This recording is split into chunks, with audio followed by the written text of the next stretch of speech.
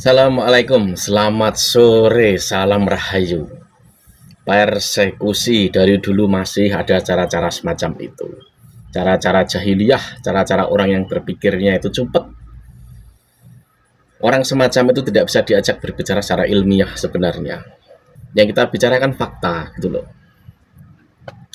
Ini ada ini ada tulisan komentar dari Laskar J575. Saya lihat baru semalam Kori dipersekusi lagi.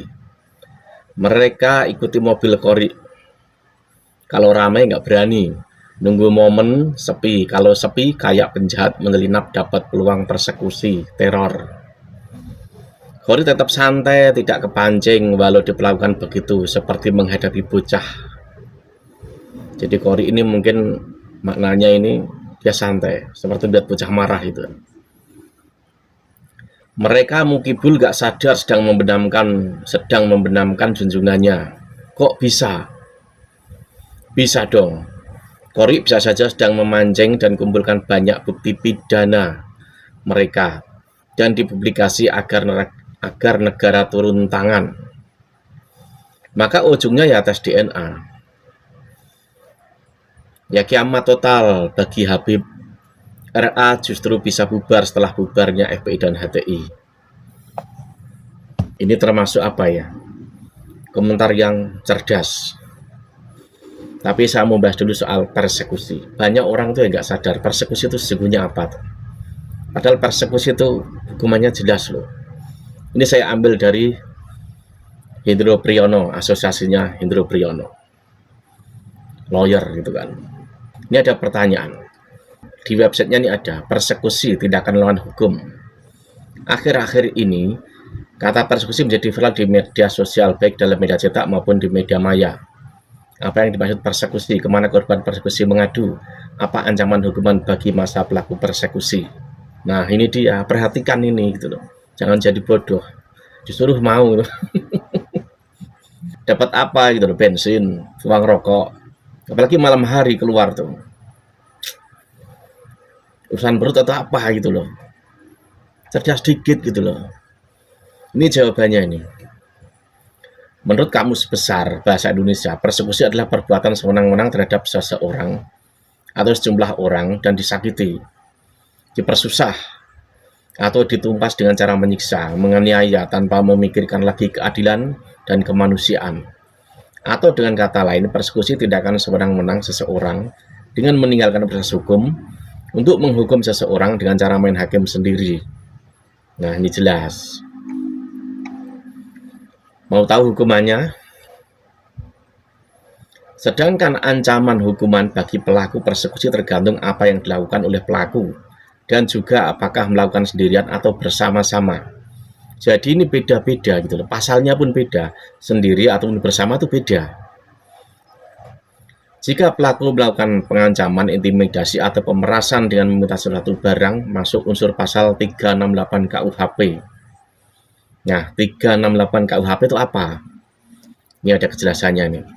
Pasal 368 KUHP ayat 1 berbunyi, barang siapa dengan maksud untuk menguntungkan diri sendiri atau orang lain, secara melawan hukum, memaksa seseorang dengan kekerasan atau ancaman kekerasan untuk memberikan barang sesuatu, yang seluruhnya atau sebagian adalah kepunyaan orang itu atau orang lain, atau supaya membuat hutang maupun menghapuskan piutang, diancam karena pemerasan dengan pidana penjara paling lama 9 bulan.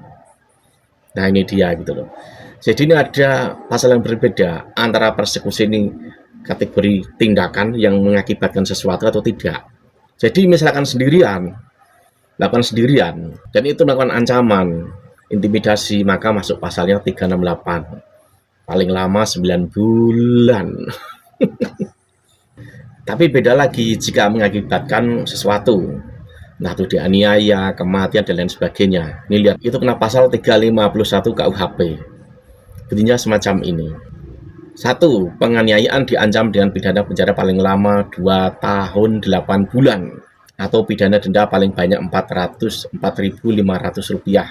Nih, 2 tahun 8 bulan. Misalkan menganiaya. 2 tahun loh, lama. 2. Jika perbuatan mengakibatkan luka-luka berat, yang bersalah diancam pidana paling lama 5 tahun. Nah, ini misalkan menganiaya, efeknya berat 5 tahun, bro, dibui. 3. Jika mengakibatkan mati, diancam pidana paling lama 7 tahun. Udah piknik 7 tahun dibui itu. Jika melakukan persekusi, efeknya meninggal. Kalau efeknya luka-luka, dianiaya, mungkin biasa, standar, tidak berat, 2 tahun 8 bulan. 2 tahun 8 bulan. Bayangin saja. Harusnya enak dipakai untuk kerja, harusnya dipakai untuk bersama keluarga, kan begitu. Tapi ada yang berbeda ini. Jika melakukan bersama-sama, nah ini dia. Persekusi yang terjadi itu bersama-sama loh. Itu bisa masuk pasal 170. Beda lagi pasalnya, itu kan mungkin perorangan.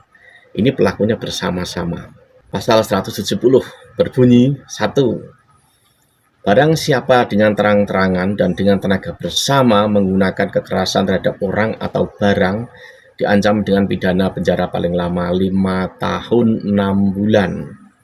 Nah, kalau persekusi bersama-sama secara terang-terangan menggunakan kekerasan, entah itu gedor apa kek, entah itu apa kek, dengan kekerasan, itu dibui paling lama 5 tahun 6 bulan. 5 tahun 6 bulan dulu lama gitu loh. Dapat apa dari kesana kemarin itu? Orang itu. Nah, ini ada yang kedua ini. Ini pasal 170 tapi yang poin yang kedua. Beda lagi nih. 2. Yang bersalah diancam 1. Dengan pidana paling lama 7 tahun jika ia dengan sengaja menghancurkan barang atau jika kekerasan yang digunakan mengakibatkan luka-luka. Itu 7 tahun paling lama. Semalam itu kan ada katanya spionnya pecah lah, apalah. 7 tahun, bro. Hati-hati. 2. Di poin 2, yang urutan 2. Dengan pidana penjara paling lama 9 tahun jika kekerasan mengakibatkan luka berat. Ini jika bersama loh ya. Pasal 170 itu untuk yang bersama-sama. Jika luka berat, kalian kena 9 tahun. Jika membuat barang itu rusak lah, menghancurkan lah, atau apalah, bahkan kekerasan, itu 7 tahun. Tapi jika luka berat, 9 tahun. Nah, yang ini, yang ketiga ini. 3. Dengan pidana paling lama 12 tahun jika kekerasan mengakibatkan maut. 12 tahun. Jadi persekusi kebanyakan dilakukan bersama. Paling lama 12 tahun loh hukumannya. Paling ringan 5 tahun. Bayangin saja. Memilih 5 tahun, milih 9 tahun, atau 12 tahun. Atau tidak. Ini soal persekusi. Jangan mau gitu loh, disuruh-suruh seperti itu, jangan mau. Dapat apa? Penjaranya aja ngeri begitu kok, 5-12 tahun. Bayangin saja. Kalau soal komentar tadi itu, Laskar siapa tuh 57 siapa itu bisa juga gitu loh. Itu justru saat di live atau direkam, ditaruh di publik, itu orang akan semakin tahu bahwa kalian tuh sangat-sangat salah. Ya salah memang. Persekusi sudah melanggar hukum kok. Dan itu jika misalkan negara turun tangan, jika masuk pengadilan, ujungnya tes DNA loh. Karena yang dipermasalahkan kan soal nasab. Iya kan, alasan apapun kalian itu nggak masuk karena ujungnya dari awal masalahnya ada soal nasab. Itu akan mengkiamatkan junjungan kalian. Lalu pertanyaannya, kalian ngapain mau begitu? Dapat apa? Kalian membutuhkan saja pakai motor seperti komentarnya Laskar ini, itu udah ada pasal lain lagi. Jadi jangan mau aja disuruh gitu loh, biar mereka sendiri misalkan mau melakukan itu. Jangan mau. Dapat apa? Dapat apa? Ataukah ini sukarela gitu? Lebih tolol lagi kalian itu sukarela. Gimana kalian itu mau-maunya? Ancaman udah jelas kok, yang kalian lakukan itu salah gitu loh, salah. Melanggar hukum. Jadi harus teliti dulu, cek dulu, ini apa ini menjerumuskan atau enggak gitu loh. Sedangkan setiap orang bawa HP, iya kan? Ini dipakai gitu loh. Main cerdas. Kalau misalkan itu soal pemikiran, lawan dengan pemikiran. Gitu. Bahasan lawan dengan jawaban yang pas. Kalau kekerasan, persekusi itu hukumannya. Apalagi bersama-sama misalkan. 5 tahun 6 bulan sampai 12 tahun, bayangin saja. Itu bersama-sama. Wassalam.